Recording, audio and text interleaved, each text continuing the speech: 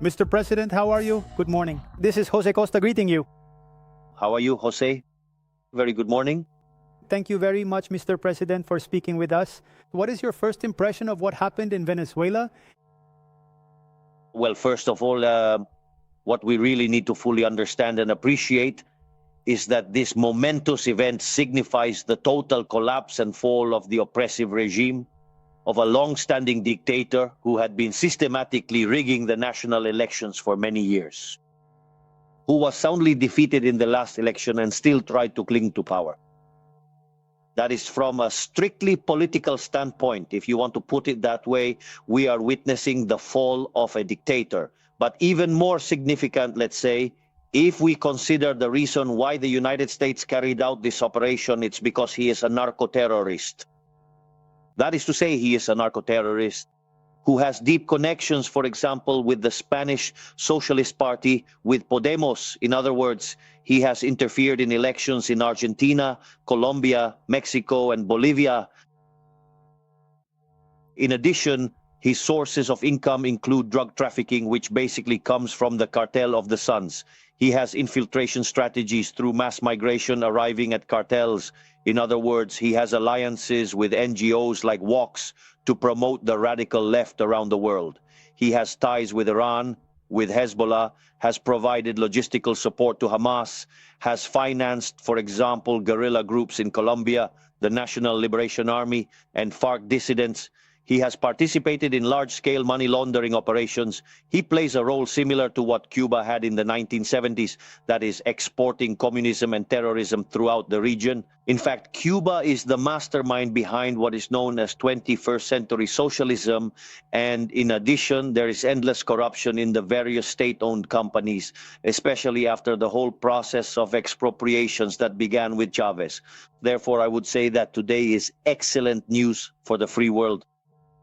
Not only because of the enormous number of Venezuelans who had to flee the regime, not only because of what those who have suffered under the regime have endured in terms of poverty, in terms of inflation, in terms of declining nutrition and weight loss, in terms of violence, in terms of persecution, in terms of torture. And it's not just that this is good for Venezuela, but it's also good for the region because basically this franchise has spread throughout Latin America and, let's say, has contaminated the continent, not only with perverse and sinister ideas against freedom, but it has also brought a lot of violence. In fact, they are a major. Not only do they support those who belong to 21st century socialism, but they also go after their opponents, let's say, they persecute them, they have an attack manual. I experienced it firsthand during the 2023 campaign in every sense of the word. So here it becomes very clear who is on one side and who is on the other.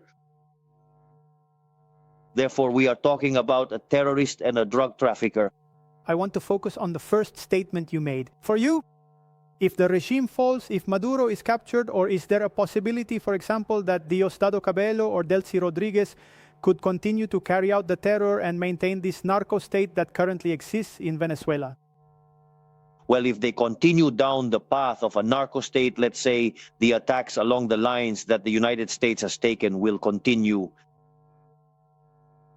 But it seems to me that this leaves the regime very weakened. It starts to crack. And let's say this would lay the groundwork for the true President González Urrutia to take office and restore order.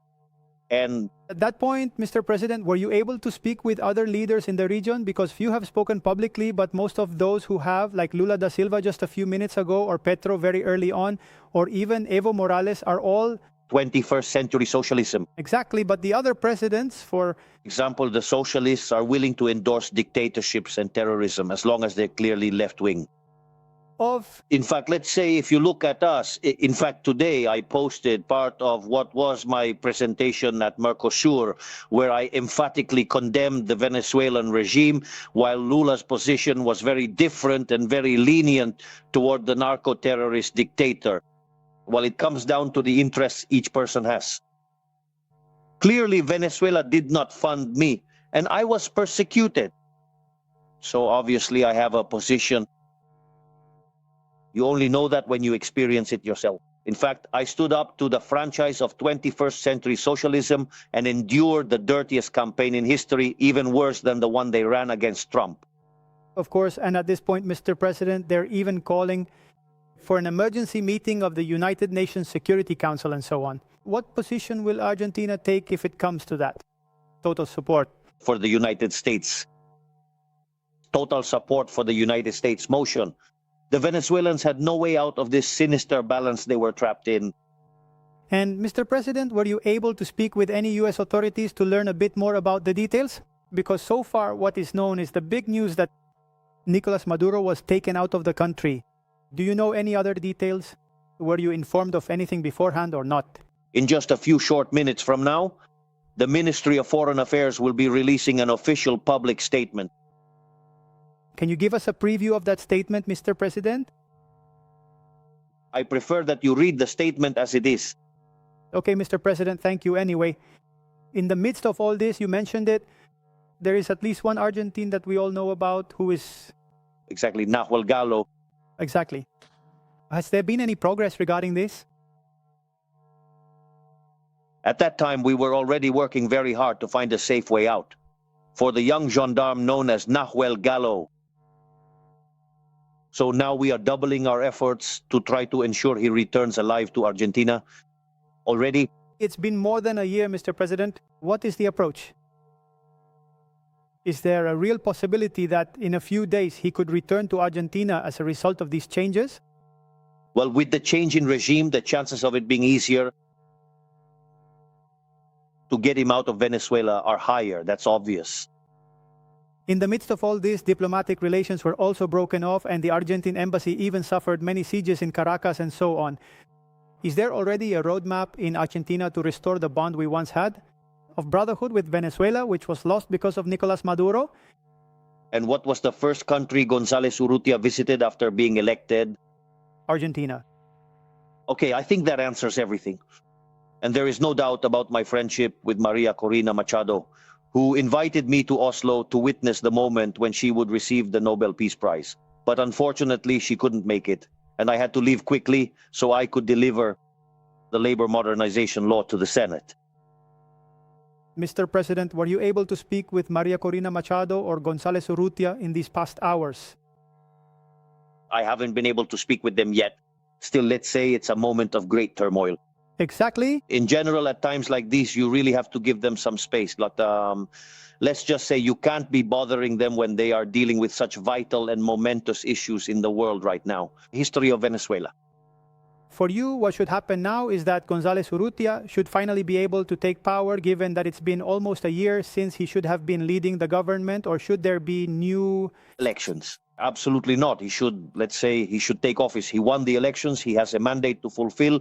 The elected president is González Urrutia. Maduro was a usurper of power.